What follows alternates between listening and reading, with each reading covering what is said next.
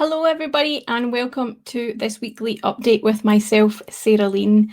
Now this week is very special to me because this is the 2-year anniversary of me doing these weekly updates. So what I'm going to be doing during the show is actually running a small competition. So if you leave a comment in the YouTube chat with the hashtag Techielass, so you have to write hashtag Techielass, then you'll be entered into a prize draw we'll be doing at the very end of the show. Now, in terms of the prize, let me show you what you actually win.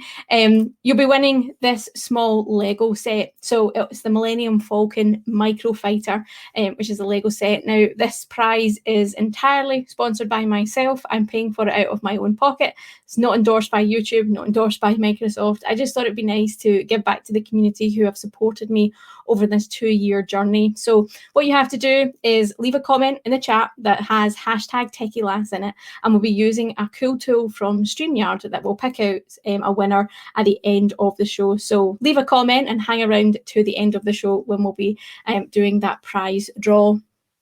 Now, in terms of the news this week, I've got some personal news to share in terms of what I've been up to. So some of you may have saw, if you follow me on Twitter or LinkedIn or any of the social medias platforms, you'll see that I sat the SC 300 exam, which is a Microsoft Identity and Access Administrator exam.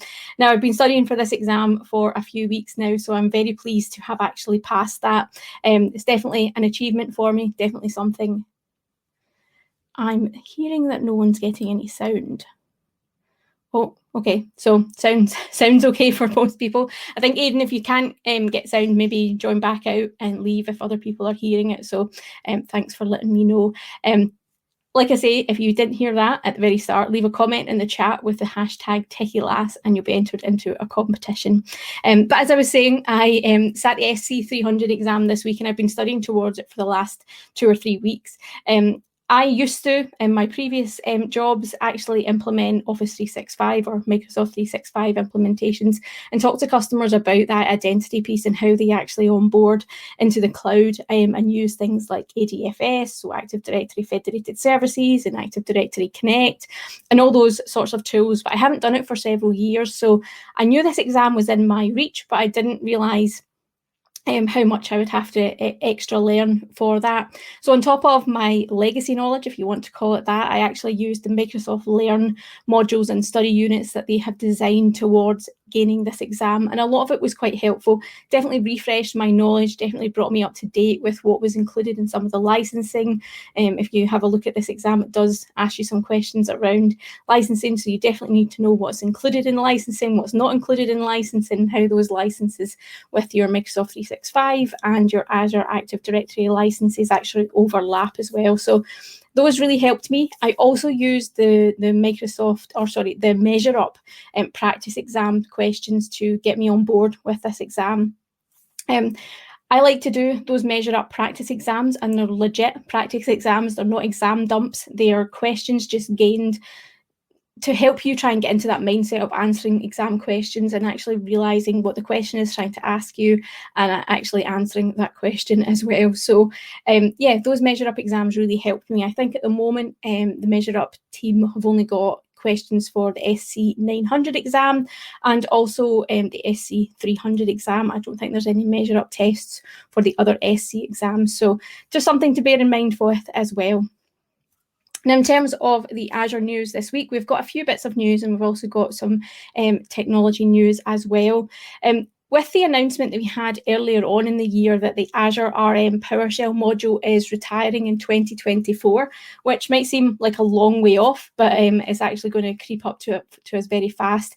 The Azure Automation team have announced that within Azure Automation, they're going to start supporting the AZ modules natively very soon. So all new Azure Automation accounts will be created with the latest version of the AZ modules imported by default. So that's a good step in the right direction for getting people used to actually using these new AZ modules instead of the Azure RM PowerShell modules as well. Now, another bit of news that was generally available this week is that the Azure VPN Client for macOS is now out, it's now generally available, and it provides you with that support for native Azure AD certification-based and radius authentication for your Open VPN protocol. Don't think I can speak today. It's Friday and it's been a really long week. Remember to leave a comment in the chat about whether you want to be entered into this competition to win the Lego set. You just need to leave a comment that includes the hashtag Techielass, and you'll be entered into the prize draw we'll be doing at the end of the show. Now, also in general availability news is some features around the Azure site recovery. So we now can cross continental boundaries while replicating your applications. So this allows you to start to look at disaster recovery from a global scale point as well. So offers a complete native public cloud disaster recovery portfolio of zone-to-zone disaster recovery within continent disaster recovery and global disaster recovery, which is quite a mouthful from our marketing team, but it means that yes, like I said, you can actually start to cross continental borders in terms of being able to back up your applications and things like that. So definitely look at Azure Site Recovery, look at the features that are coming out onto it and see how it can help you and make your disaster recovery a bit more robust and actually cover those global regions that we're now having to support wherever people are.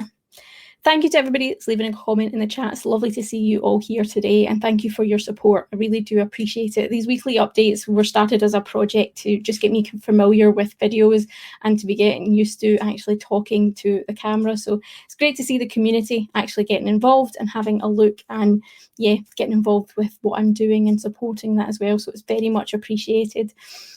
Now, in terms of other technology news that I've seen this week, Samsung have been talking about foldable phones again.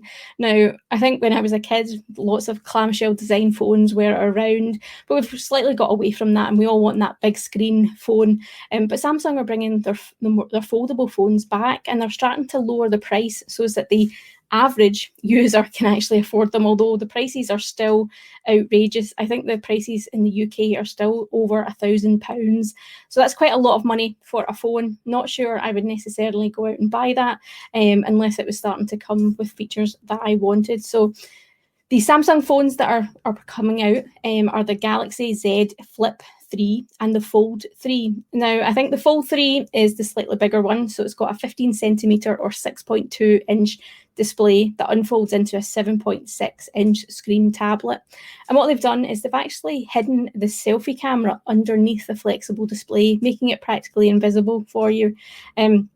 I'm not convinced. I'm not a foldable phone person. I like my current phone, although I don't want too big a phone. I don't think I need that real estate when I'm out and about and using things. So definitely interesting. I think the price point maybe has to come down lower still a little bit, and we'll see the functionality. I'm always looking for a mobile phone that has a good camera, a good quality camera that I can use when I'm out and about and taking pictures and stuff like that. So that's my main concern, not necessarily the screen real estate or even the size of the device, although it does have to still fit in my pocket and be manageable from one hand. In other news, we are seeing doing the graphic card updates, actually the prices of them starting to come down a little. So the German market is actually quite a good indicator, I'm being told, around what is happening within the graphic card kind of industry or PC component industry as a whole.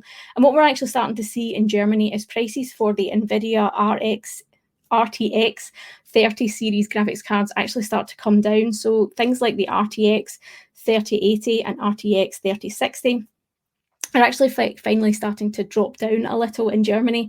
So I think a lot of industry experts are starting to think that that's going to be a global trend that we're going to start to see. So maybe if you've been holding off upgrading your graphics card or even building a new PC, then maybe this is the time to actually start having a look and see what the prices are now doing with inside your own market and your own area, because it does look like it's actually coming down. So yeah, it might be time for me to upgrade my graphics card. I did build a new PC last year, but the graphics card was just transported from my old PC into my new PC. So I never upgraded it because the prices were really too bad for me, to be honest, to just justify that cost. But maybe if they're starting to come down, maybe it's time to upgrade that graphics card within that PC as well.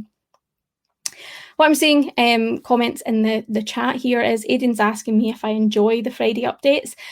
I do enjoy doing the Friday updates because it keeps me abreast of what I've been doing. This week I've been head down looking at various different things, trying different technologies, creating some blog posts and focusing on that kind of specific area. So I've missed a lot of the news, and I've kind of dialed back my interaction with Twitter and stuff while I've been focusing on other projects. So these Friday updates help to readdress my knowledge, help me bring them up to date and figure out what's happening, what's generally available. Maybe it inspires me for content creation, things like that.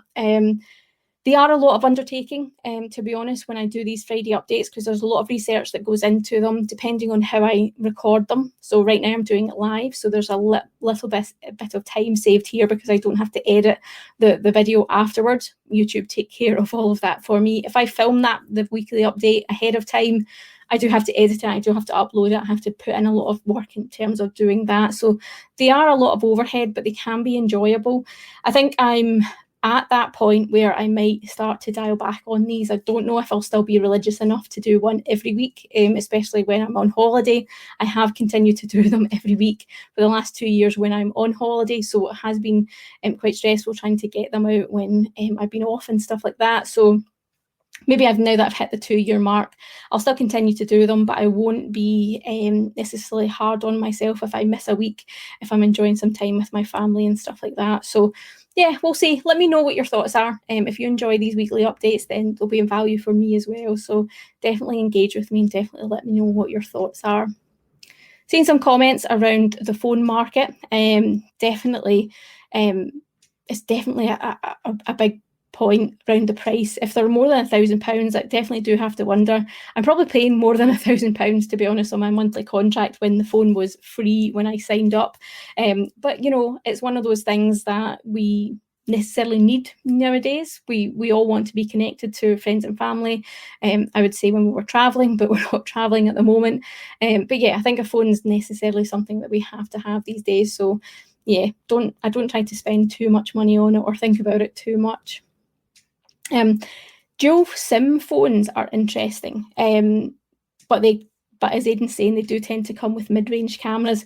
Dual SIM is something that I've considered, especially since before the pandemic. I was traveling quite a bit, so it'd be nice to have a SIM I could put in there and try and get maybe cheaper calls and things like that when I'm in a certain country. But yeah, the camera is the big decider for me. It has to be a powerful camera. That's the deal breaker for me. If it's not got a powerful camera, it's not got the best camera out in the market, then I'm not interested, to be quite honest. So yeah, that's where I am in terms of the phone market. I'm seeing a few people actually entering the competition. So as we're drawing to a close with the news, let's have a look at what's been happening with the quiz prize. What you can win today and what I'm giving away is not endorsed by YouTube, not endorsed by Microsoft. That's fully coming out of my own pocket, is what you can see on screen right now, the Lego set, the small Lego microfighter, the Millennium Falcon, which is pretty cool, I think, because you get Han Solo and you also get the Millennium Falcon here as well. So pretty cool little Lego set that you can set up and have a play with. Thank you to everybody again for your support. What we're going to do is use the StreamYard giveaway tool, which is a free tool if you're using StreamYard. So it's streamyard.com/giveaway, and you can log into your live streams and it can pull out the comments for you and actually do the prize draw for you. You can do that live as well. So pretty cool extra feature there within StreamYard if you're using that technology for your live streams as well. So let's hit the draw button and see who's going to be winning that Lego prize today. So the winner is John. Thank you so much, John, for taking the time to join the live stream and entering the prize. What to do is, rather than me giving out my email address here, please do hit me up on Twitter or LinkedIn. You can find me on Twitter at Techielass, or on LinkedIn, you can just search for Sarah Lean and reach out to me then, and we can arrange getting the prize sent out to you. But yeah, please do reach out to me, John. I'd love to get this prize sent out to you. And thank you, everybody, for tuning in. If you haven't already, I'm going to do the usual YouTube thing. Please do subscribe. Please do like this video. It really does help me and it really does encourage me to keep doing these videos. And yeah, I hopefully catch you in my future videos. But yeah, have a good one, everybody, and stay safe.